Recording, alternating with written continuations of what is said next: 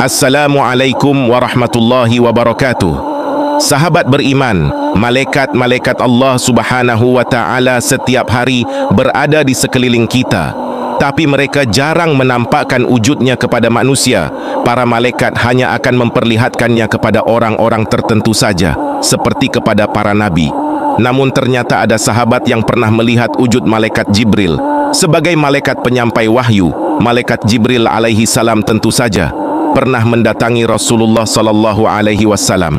Suatu waktu, malaikat ini datang saat Rasulullah sallallahu alaihi wasallam sedang bersama dengan para sahabatnya, termasuk Umar bin Khattab radhiyallahu anhu. Saat itu muncullah seorang lelaki menggunakan pakaian putih yang kontras dengan rambutnya yang berwarna hitam. Tak ada satupun yang mengenali sosok ini. Tiba-tiba ia langsung duduk di hadapan Rasulullah sallallahu alaihi wasallam. Lututnya bersandar pada lutut sang Nabi dan tangannya berada di atas kedua paha sang Rasul. Perlakuan lelaki ini sekilas terlihat seperti seseorang yang sudah akrab. Laki-laki tersebut langsung meminta penjelasan tentang beberapa hal. Ya Muhammad, beritahukan kepada aku tentang Islam. Rasulullah sallallahu alaihi wasallam kemudian menjelaskan dengan tenang, Islam adalah engkau bersaksi tidak ada yang berhak diibadahi dengan benar melainkan hanya Allah, dan sesungguhnya Muhammad adalah Rasulullah, mendegakkan solat, menunai zakat, berpuasa di bulan Ramadan, dan menunai haji ke Baitullah jika kamu mampu melakukannya. Sosok tersebut lalu membenarkan perkataan sang Rasul. Kemudian ia meminta penjelasan tentang iman Nabi SAW. Kemudian menjawab, iman adalah engkau beriman kepada Allah, malaikatnya, kitab-kitabnya, para rasulnya, hari akhir, dan beriman kepada takdir Allah yang baik maupun yang buruk. Terakhir, sosok tersebut meminta penjelasan soal ihsan. Langsung saja Rasulullah sallallahu alaihi wasallam menjawab, ihsan adalah hendaklah engkau beribadah kepada Allah seakan-akan engkau melihatnya. Kalaupun engkau tidak melihatnya, sesungguhnya Dia Allah melihatmu. Ternyata sosok tersebut juga meminta penjelasan soal kapan terjadinya kiamat.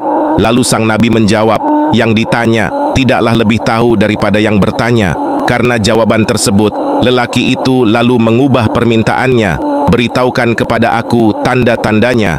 Lalu Rasulullah sallallahu alaihi wasallam menjawab, jika seorang budak wanita telah melahirkan majikannya, jika engkau melihat orang bertelanjang kaki, tidak berbaju, miskin, dan penggembala kambing saling berlomba mendirikan bangunan megah yang menjulang tinggi.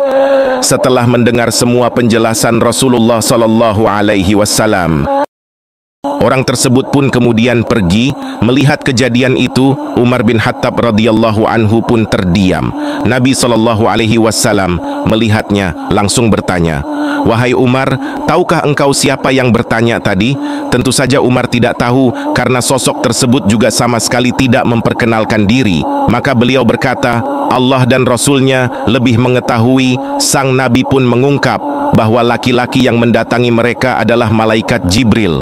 Dia adalah Jibril yang mengajarkan kalian tentang agama kalian. Selain Sayyidina Umar bin Khattab, ada satu sahabat lagi yang juga dipertemukan dengan sosok malaikat Jibril. Beliau adalah Hamzah bin Abdul. Kalau Umar bin Khattab bertemu dengan malaikat Jibril saat menyerupi manusia, lain lagi dengan Hamzah bin Abdul, beliau bertemu sosok asli malaikat Jibril sampai-sampai membuatnya pingsan. Saat itu Hamzah mendatangi Rasulullah sallallahu alaihi wasallam dan berkata, wahai Rasulullah, perlihatkan kepadaku Jibril dalam bentuk aslinya. Permintaan itu lalu ditanggapi Rasulullah sallallahu alaihi wasallam, sesungguhnya kamu tidak akan mampu melihatnya. Namun Hamzah tetap pada pendiriannya. Beliau tetap ingin melihat sosok asli sang malaikat pembawa wahyu. Rasulullah sallallahu alaihi wasallam pun meneruti keinginan sahabatnya. Bukalah matamu, lalu lihatlah Hamzah, lalu melihat dua kaki malaikat Jibril seperti batu bermata hijau. Saat itulah ia jatuh pingsan. Sebenarnya malaikat Jibril jarang menampakkan wujud aslinya. Rasulullah sallallahu alaihi wasallam bahkan hanya melihat sosok asli sang malaikat dalam dua keadaan. Pertama, saat beliau memintanya secara langsung. Kedua, saat peristiwa fenomenal Isra Mi'raj. Wassalamualaikum warahmatullahi wabarakatuh.